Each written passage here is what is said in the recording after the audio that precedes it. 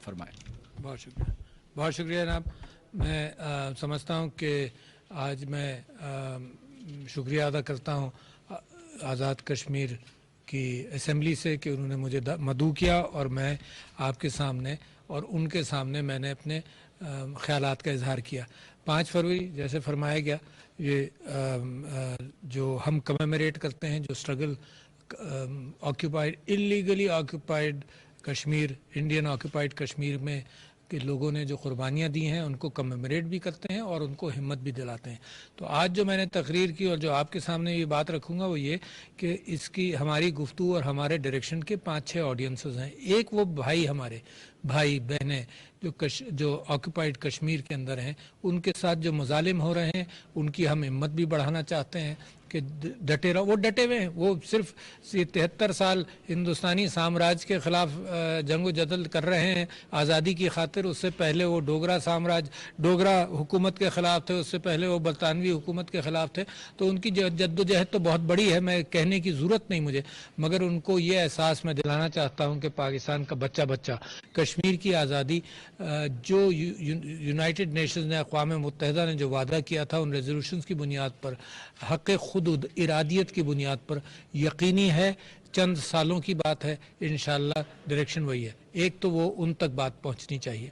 दूसरी बात ये कि हिंदुस्तान जो वहाँ डेमोग्राफिक चेंज करना चाह रहा है, वहाँ की आबादी को बदलना चाह रहा है, जिसके अंदर आज हमने तो ये कहा कि 1.8 मिलियन, 18 लाख, 80 लाख में से 18 लाख नए सिटीजन्स बनाए हैं वहाँ पर। और यहाँ पर कहा गया कि जी 33 लाख ऐसा हुआ। तो 80 लाख की आबादी के अंदर अगर 33 लाख वो नए सिटीजन शामिल करना चाहता है, तो वो चाहता है वहाँ इलेक्शंस के एतबार से आबादी को तब्दील कर दिया जाए।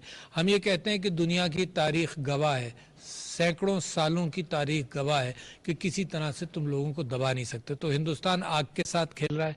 हिंदुस्तान को पाकिस्तान वार्निंग दे चुका है, वार्निंग देना चाहता है। मेरे थ्रू फिर मैं वार्निंग देता हूं कि पाकिस्तान के ऊपर जिस अंदाज से हमला किया था इन्होंने बालाकोट पर, उसका हमने मज़ा चखाया। तो पाकिस्तान के साथ ये खेल ना खेला जाए, बल्कि अगर अमन की तरफ जाना चाहता है, हम कश्मीर पर कॉम्प्रोमाइज़ नहीं करेंगे। कश्मीर को उसूलों की बुनियाद पर तय होना चाहिए, मगर हालात बेहतर करने के एतबार से वो कंडीशंस पैदा करे हिंदुस्तान कश्मीर के अंदर के हालात कम से कम कोई बातचीत का रास्ता खुल सके। मैं ये समझता हूँ कि मैं इंटरनेशनल ऑडियंस से भी बात करना चाहता हूँ कि जो मजालिम हैं उनको देखें। ह्यूमन राइट्स कमीशन की एक अच्छी रिपोर्ट आई थी 2018 में, उसकी बुनियाद पर यूनाइटेड नेशंस क्या कर रही है। मेरा सवालिया निशान है।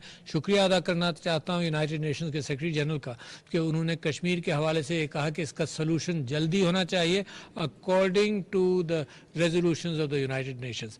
तो मैं ये समझता हूँ, मुस्लिम उम्मा से मैं दरख्वास्त करता हूँ कि कश्मीर के मामले में और साथ साथ हिंदुस्तान के मुसलमानों के साथ जो हिंदुस्तान करने की कोशिश कर रहा है, तो ये वो आग है जिससे वो अपनी ही तबाही की तरफ जा रहा है।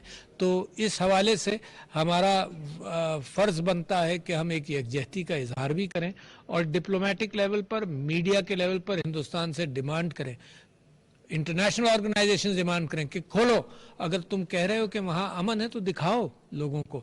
जैसे यहाँ आज़ाद कश्मीर का सारा खित्ता, सारा डिप्लोमेट्स के लिए खुला भी है, आकर देख भी चुके हैं। हिंदुस्तान भी खोल कर दिखाए 73 साल में तुमने क्या किया, लोग मुतमईन है या नहीं है। ये तुम्हारे नए कवानीन जो तुमने 370 और 35A के अंदर जो तब्दील आए हो, तो कश्मीरी मुतमईन है या नहीं मुतमईन है।